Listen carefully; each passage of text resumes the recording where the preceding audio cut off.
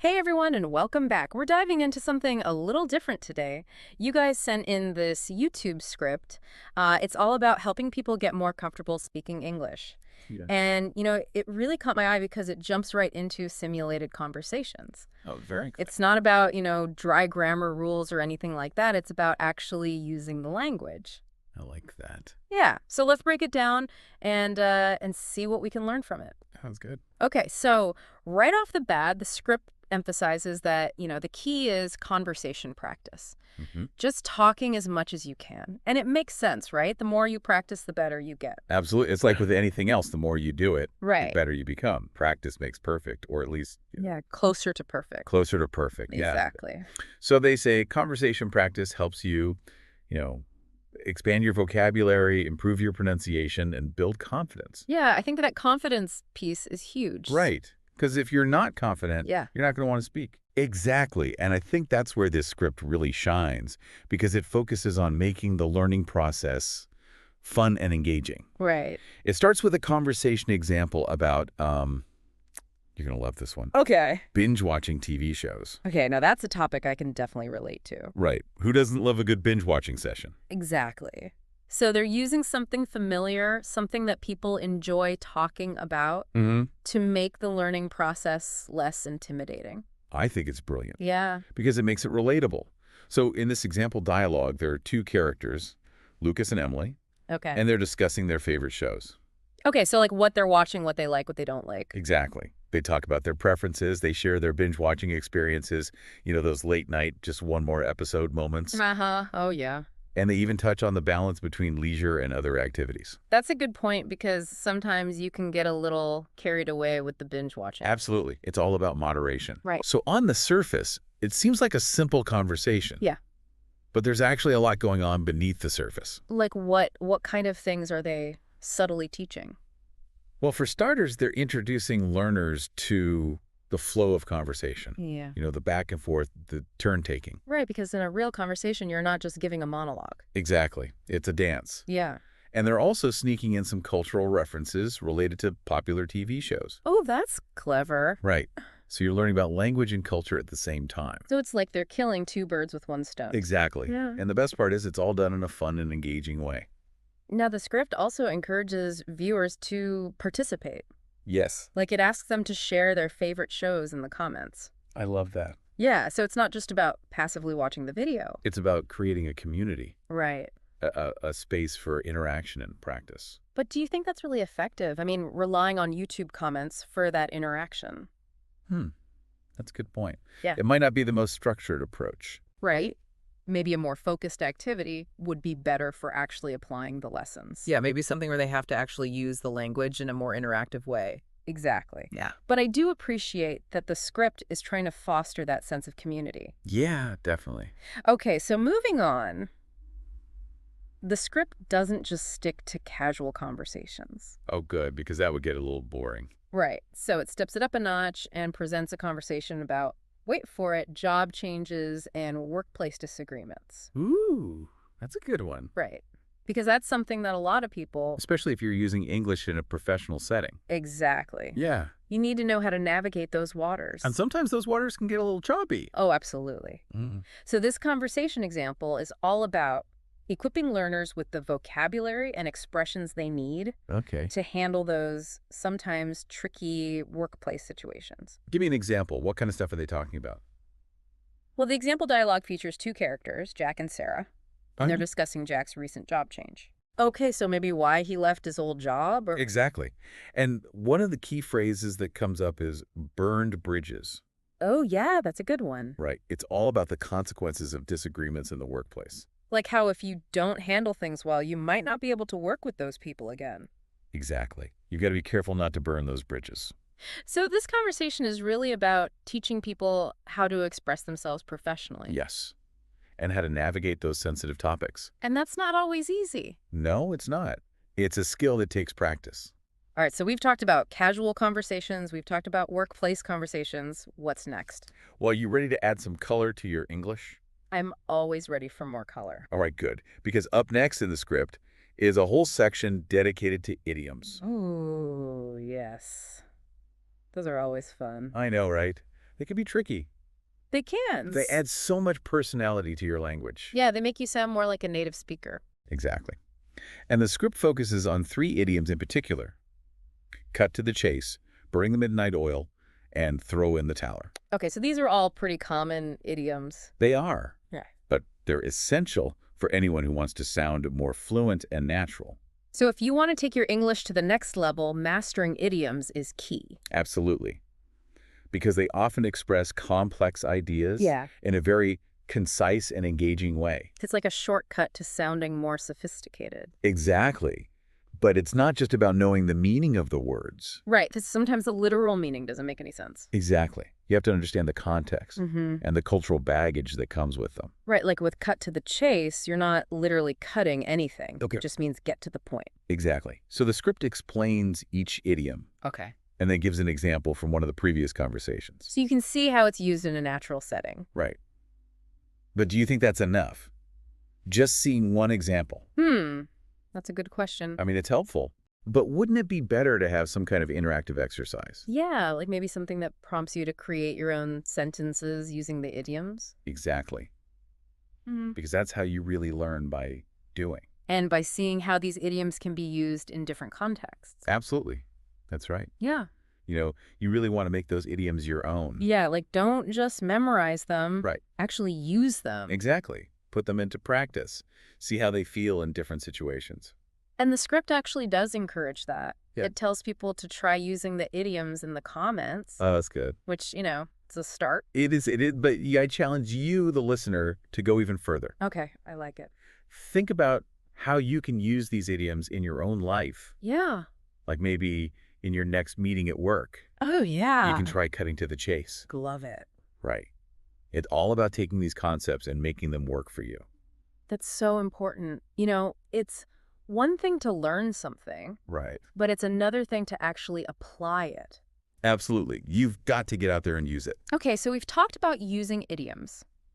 The script also talks about the importance of repetition, like Yeah. repeating phrases and practicing out loud. So important. Why is that so important? Well, it's all about building muscle memory, Okay.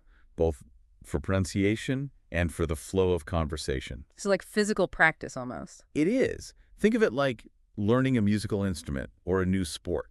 Okay. You wouldn't expect to become a pro just by watching someone else do it. Right. You have to actually do it yourself. Exactly. You need to get in there and practice, make those mistakes, and gradually refine your skills. Yeah. You're not going to get it perfect the first time. Yep. Or even the 10th time. Right.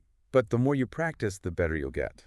And the more confident you'll feel. Exactly. Okay, so let's go back to those idioms for a second. Okay. We talked about cut to the chase. Mhm. What about burning the midnight oil? When would you use that one? Oh, burning the midnight oil. That's a great one. It sounds kind of painful. Well, it can be, but it's a very common expression. Okay, so when do people use it?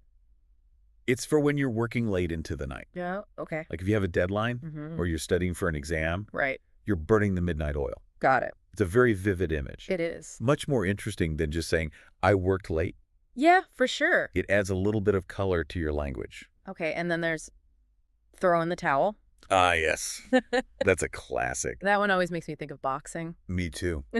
It's that moment when you decide to give up, Yeah. admit defeat. It's like saying, I'm done. Exactly. And again, it's a very powerful image. Yeah. It conveys a sense of finality. And by understanding these idioms, you're not just expanding your vocabulary, Yeah, you're gaining a deeper understanding of English-speaking cultures. That's a great point. Right, because these idioms come from somewhere. They do. They have history and meaning behind them. Exactly. And the more you understand those meanings, Yeah. the more you'll understand the culture. Okay, so we've talked about 3 idioms, cut to the chase, burning the midnight oil, and throw in the towel. Yes. Which one resonates with you the most? That's a tough one. It is. They're all good. There, I think for me, it would have to be burning the midnight oil. Really? Yeah, because I can definitely relate to that one. Lots of late nights working on projects. Uh-huh. I feel you. What about you, the listener? Yeah. Which one speaks to you? And how can you see yourself using it in your own life? Think about it. Okay, so we've talked about individual words and phrases, but the script also emphasizes the importance of understanding the overall flow of conversation. Oh, yes. That's crucial. Right, because a conversation is more than just a bunch of random sentences. Exactly. It has a rhythm, a flow. And you need to know how to navigate that flow. Absolutely. You need to know when to speak and when to listen. Right, like you don't want to interrupt someone, Yeah, but you also don't want to be silent the whole time. exactly. It's a delicate balance. It is. And it's something that you learn through observation and practice. So, like, paying attention to how native speakers interact. Yes. And trying to emulate those patterns. Then what's great about this YouTube script is that it provides a sort of blueprint for those conversations. It does. It gives you a structure to follow. Which can be really helpful when you're just starting out. Absolutely. It's like having training wheels for your conversations. I love that analogy. You can use the script's examples as a starting point Okay. and then gradually build upon them, adding your own personality and experiences. So you're not just copying what you see in the script. No, you're making it your own. Right. And as you become more comfortable, you can start to experiment. Yes. Trying out new phrases and expressions and seeing what works for you. It's all about finding your own voice within the language. I love that. Finding your own voice. Okay, so we've talked about speaking. We've talked about the flow of conversation. Yeah. What about listening? Ah, yes. Active listening. It's so important. But why? Why is it so important for English learners? Well, think about it. If you're not really listening to what the other person is saying, Mm-hmm. how can you respond appropriately? That's a good point. Active listening involves not just hearing the words, Right. but also paying attention to their body language, Mm-hmm. their tone of voice, Mm-hmm. their facial expressions. So it's about more than just the words themselves. Exactly. It's about understanding the whole message. And how do you think this script does in terms of encouraging active listening? Well, it definitely mentions it, Yeah. but I'm not sure it provides any concrete tools or techniques. Yeah, like it tells you to do it, Right. but it doesn't really tell you how. Exactly. Yeah. So I think that's something that could be improved. Okay, so let's brainstorm some techniques. Right. What can people do to become better active listeners? Well, one technique is paraphrasing. Okay, so like repeating back what you heard in your own words. Exactly. That shows that you're paying attention and that Mhm. you're trying to understand. What else? Another technique is summarizing. Okay, so like giving a brief overview of what the other person said. Exactly. It helps you to make sure you've captured the main points. And it shows the other person that you're really listening. Right. And then another technique is asking open-ended questions. Okay, so questions that can't be answered with just a yes or no. Exactly. Open-ended questions encourage the other person to elaborate. And to share more information. Right. And it shows that you're genuinely interested in what they have to say. Okay, so we've got paraphrasing, summarizing, and asking open-ended questions. Yes. Those are all great techniques for active listening. They are. And they're all things that you can start practicing today. Exactly. So pick one Yeah. and commit to using it in your next conversation. You'll be amazed at the difference it makes. It really does make a difference. Yeah. You know, when you're actively listening, you're not just hearing the words. Right. You're really trying to understand the other person's perspective. And you're showing them that you care. Exactly.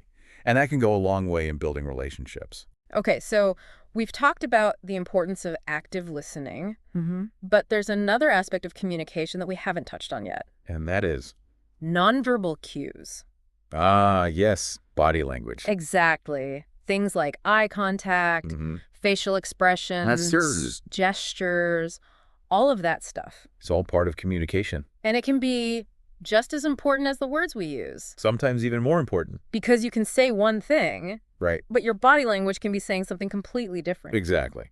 So it's important to be aware of your own nonverbal cues Mm. and to pay attention to the nonverbal cues of others. Because those cues can give you a lot of information. They can tell you if someone is interested in what you're saying, Mhm. if they're bored, I agree with you. if they disagree with you. All sorts of things. Right. So it's a valuable skill to develop. Definitely. And it's something that you can get better at with practice. Absolutely. Just like any other aspect of communication. Okay, so as we wrap up our deep dive into this YouTube script, I want to touch on one more thing it emphasizes.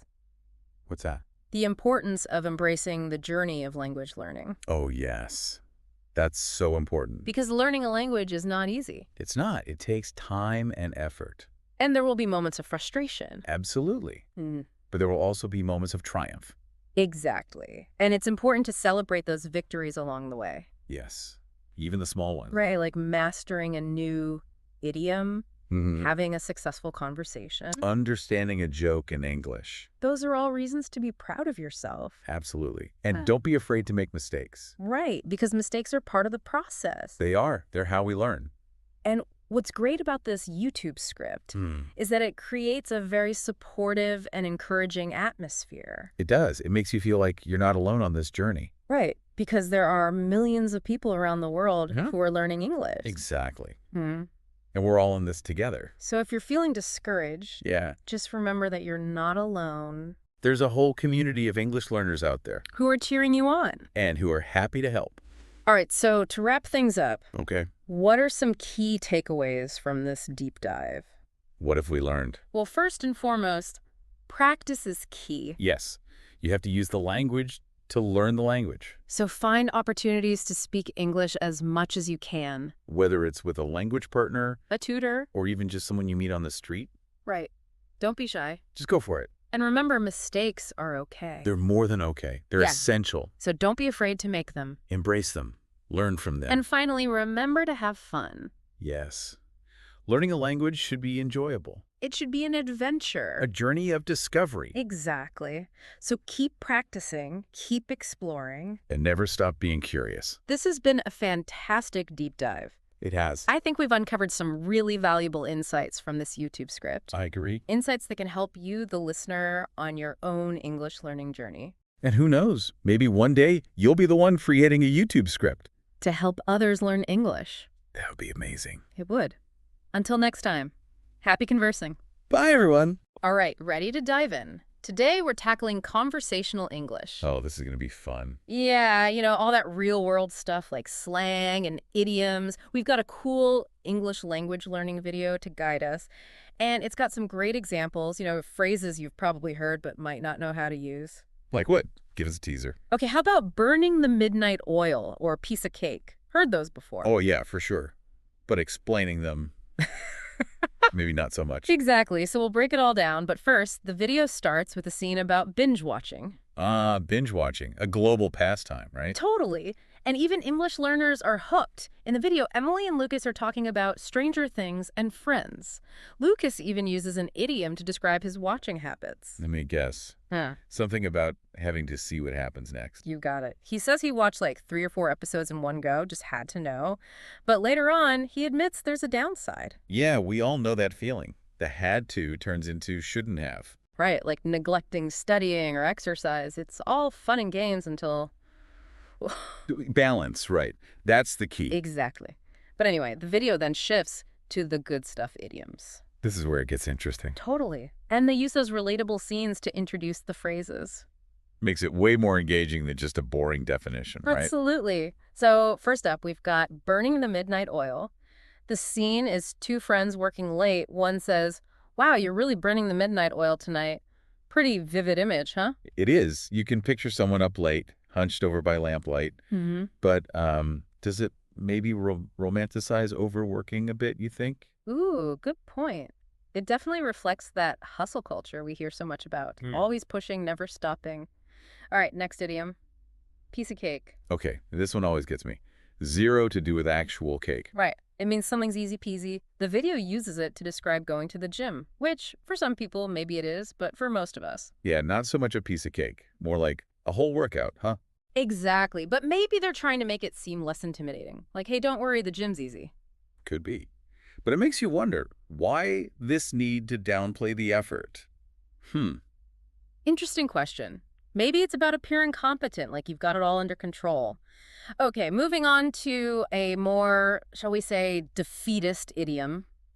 Throw in the towel. Ooh, yeah, giving up. They use that one in a couple different situations, right? Yeah, first is about a job search. One character is feeling down and the other's like, don't throw in the towel, it's tough, but you'll find something. A little pep talk. Totally. Yeah. But later, they use it again when someone's computer crashes and they lose all their work. Kind of tragic in that context. Yeah, but in both cases, it's about admitting defeat. Like the boxer who literally throws the towel into the ring. It's a powerful image, even when used metaphorically. Definitely. Okay, next up, it's about taking charge. The ball is in your court. This one's big in business, right? Huge. And just like throw in the towel, it comes from a sport tennis this time. Back and forth. Whose turn is it? Exactly. The video has a workplace scene where someone's handing off responsibility. They say, all right, the ball's in your court. Super direct. Very. No messing around. It shows that individual accountability thing, don't you think? Absolutely. Okay, ready for a more casual one? How about swing by? Ooh, I like that one. Easy breezy. Super casual. Someone's like, I was in the neighborhood, thought I'd swing by. Like, hey, what's up? Total sitcom vibes. But super useful phrase to know. People say it all the time. Okay, now for one that's all about precision, like clockwork. Ooh, this one conjures up such a clear image. A well-oiled machine ticking along perfectly. Right. The video has someone saying, everything went smoothly today, just like clockwork. So satisfying, isn't it? It is. Makes you wonder, though, is that clock imagery a cultural thing? Like, are English-speaking cultures obsessed with being on time? Maybe.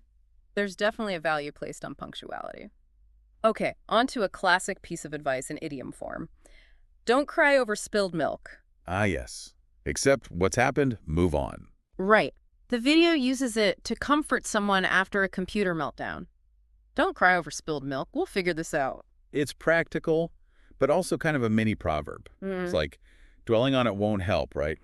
Makes you wonder if that's a common attitude in English-speaking cultures. Could be. Maybe it's about being solution-focused. Okay, let's keep going. This one's about getting straight to the point. Cut to the chase. Oh, I love that one. Skip the small talk, just tell me what's up. Exactly. Like in the video, someone's buying a laptop. They say, let's cut to the chase. What's your budget? No time to waste. So efficient. Again, that time is precious thing. All right, 2 more idioms to go. What's next? How about one that's all about agreement on the same page? Crucial for good communication, right? Totally, especially in teamwork. The video shows a school project. Someone says, I just want to make sure we're all on the same page. Shared understanding, working towards the same goal. Exactly.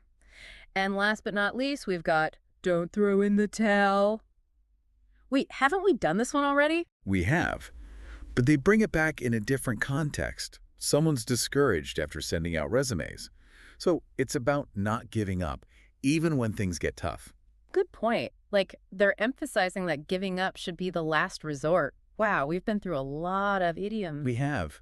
And the video doesn't stop there. They talk about this technique called shadowing to help you really master these phrases. Oh yeah, shadowing. You listen and repeat, mimicking the pronunciation. They even use an example from the video. It went smoothly, just like clockwork. It's simple, but so effective. You train your mouth and ears to work together, almost like you're becoming the speaker. Pretty cool, right? All right, so in this first part, we've covered binge watching, a bunch of awesome idioms, and even a bit of pronunciation practice. You know, it's amazing how these idioms we've been talking about, they're not just words, they're like a little cultural clues. Yeah, they give you insights into the values and attitudes of English-speaking cultures. Right, like that burning the midnight oil thing. Yeah, good one. It's not just about working late.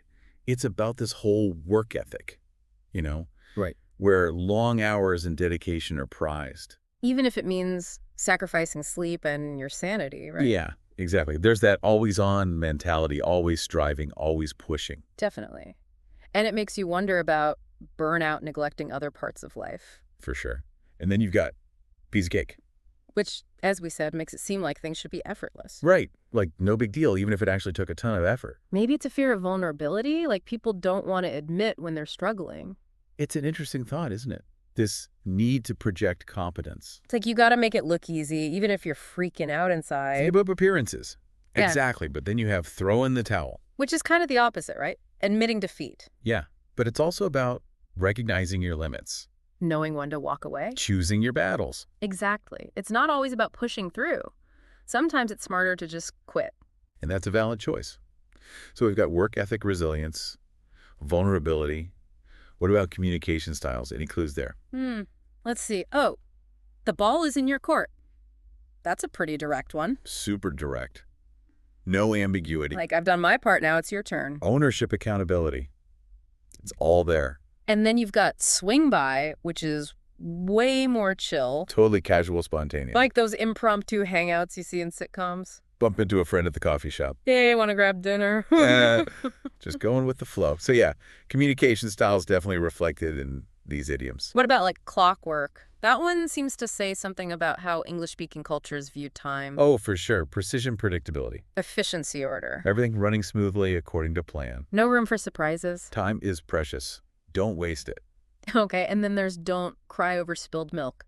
Pragmatic, problem-solving, focus on solutions. Don't dwell on the past. It's a good mindset, but it also kind of downplays emotions, doesn't it? Yeah, like just get over it. But sometimes you need to process those feelings right. Definitely. So how do we balance that? Using these idioms effectively, but also being sensitive to the emotional side of things. I think it's about awareness, using language intentionally. Recognizing the power it has to shape our thoughts and actions. And remember, language is always changing, New idioms popping up all the time. reflecting new trends, new values. So it's not just about memorizing the old ones. It's about staying curious, paying attention to how people are actually using language. And that's where shadowing comes in. Right, immersing yourself in authentic speech patterns. Picking up on those subtle nuances. It's like you're absorbing the culture along with the language.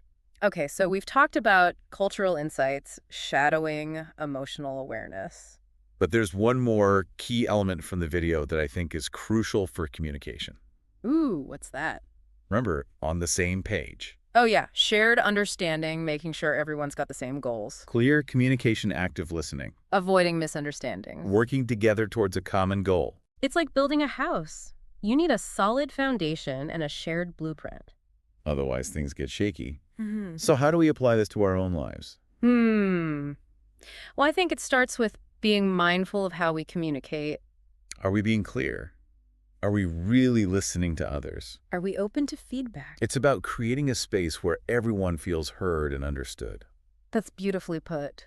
And that brings us back to the importance of paying attention to the details of language, Those little nuances that can make a big difference. like a detective uncovering clues. Exactly. And shadowing is a great way to develop that sensitivity. It's like you're training your ears to hear those subtle cues. So to sum up the second part of our deep dive, we've explored The cultural insights behind idioms, the power of shadowing the importance of being on the same page. and the amazing transformative potential of language itself. You know, as we've been unpacking these idioms, I've been thinking about something. What's that? Well, sometimes these phrases, they can reveal hidden assumptions or even biases. Yeah, I see what you mean. Like take piece of cake, for instance. Okay. It implies that things should be easy, Right. which could devalue the actual effort or skill involved. Yeah, it's like saying, oh, that's no big deal when it might actually be a really big deal to someone. Exactly. And it sets up these unrealistic expectations, you know. Leading to disappointment when things aren't so easy. Right, like we're supposed to just breeze through everything. Never struggle, never show weakness. But it's okay to admit that things are hard sometimes. I think so too. In fact, embracing those challenges can make us stronger. Resilience, perseverance, Mm-hmm. those are valuable qualities. And they often come from facing those tough situations. Exactly. And that brings us to don't cry over spilled milk. Okay. It's good advice on one hand, you know, focus on solutions, move on, Right. but it also kind of dismisses emotions. Yeah, like just brush it off, get over it. But what about the frustration, the sadness that comes with making mistakes? Those are valid feelings Mm. too. Absolutely. We need to acknowledge those emotions, process them. Otherwise, they can fester. So are you saying we should ditch these idioms altogether? Not necessarily. I think it's more about being aware of the potential pitfalls, Okay. using them thoughtfully, consciously. So like with piece of cake, we could acknowledge the effort involved. Right, even if we're trying to project confidence. And with don't cry over spilled milk, we can also validate the other person's feelings. Exactly. It's about striking a balance I like that. Using language with intention and awareness. and remembering that language is constantly evolving, New idioms are always popping up. reflecting the changing world around us. So it's not just about learning the old standbys. It's about staying curious, paying attention to how language is used in real life. And that's where shadowing can help. Absolutely, by immersing ourselves in authentic language. We pick up on those subtle cues and shifts. Exactly, we become more attuned to the nuances. So to wrap up this whole deep dive, what have we learned? Well, language is a powerful tool. It reflects our culture, our values, our biases even. I'm becoming more aware of these nuances, We can use language more thoughtfully, more effectively. building stronger connections, fostering greater understanding. It's been a fascinating journey exploring all these different facets of language. From binge watching to idioms to shadowing. And it's all about connecting with others, isn't it? Absolutely, communication is at the heart of it all. So keep exploring, keep practicing, keep discovering the joy of language. And remember, the journey never really ends. There's always something new to learn. New connections to make. Happy learning, everyone!